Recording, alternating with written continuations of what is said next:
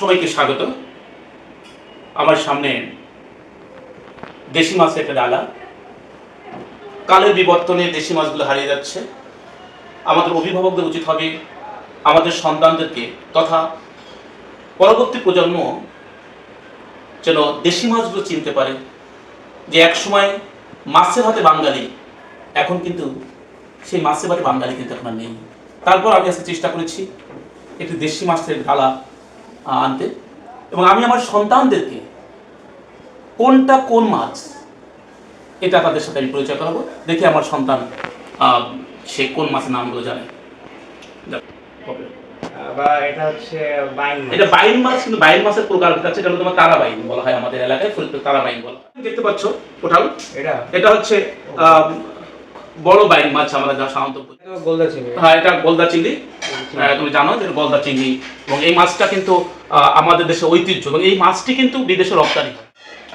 এটা কি মাছ? এটা হচ্ছে এটা হচ্ছে আড়ি মাছ। এই মাছটি এক সময় প্রচুর পরিমাণ পাওয়া যেত, কিন্তু কালের গহ্বরে এই মাছটাও কিন্তু আস্তে আস্তে প্রায় হারিয়ে। এটাও একটা ছোট প্রজাতির আড় মাছ। আর কি আছে এটা? দেখি এটা কি এই মাছটি তোমার বাঁচা মাছ বলা হয়, আমাদের দেশে বলে বাঁচা মাছ। এটা তো শৈল মাছ। একটু শৈল মাছ। তারপর এটা কি কাতল? হ্যাঁ, এই মাছটি তোমাকে বলতে হবে, তোমাকে একটু ব্যাখ্যা করছি।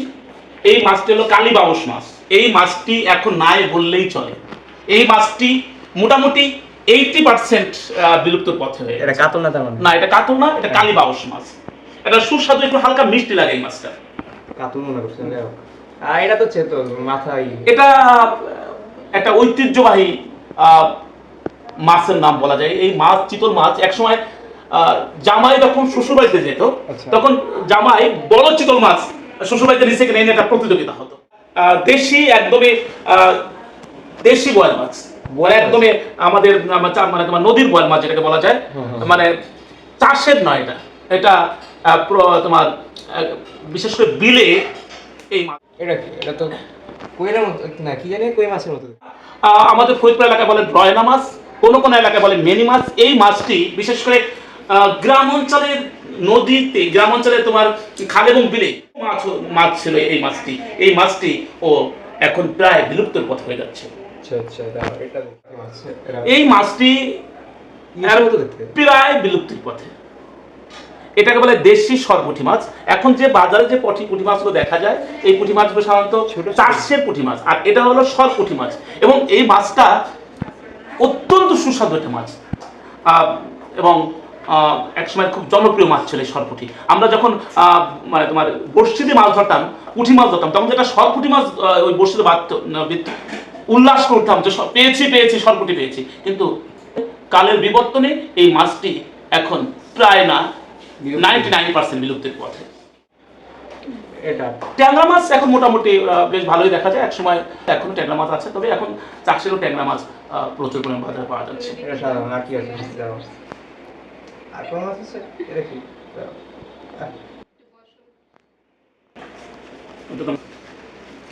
এটা পাবদা মাছ। যদি এখন প্রচুর পরিমাণে পাবদা মাছ চাষ হচ্ছে, কিন্তু খাল এবং বিলে যে পাবদা মাছগুলো পাওয়া যায়, এবং এটা একদমই 100% বিলের পাবদা মাছ, এবং খুব সুস্বাদু। অর্থাৎ চাষের পাবদার সাথে বিলের পাবদার যে পার্থক্য আছে, এটা কিন্তু খাবার পরে যে স্বাদ, সে স্বাদে কিন্তু বোঝা যায়।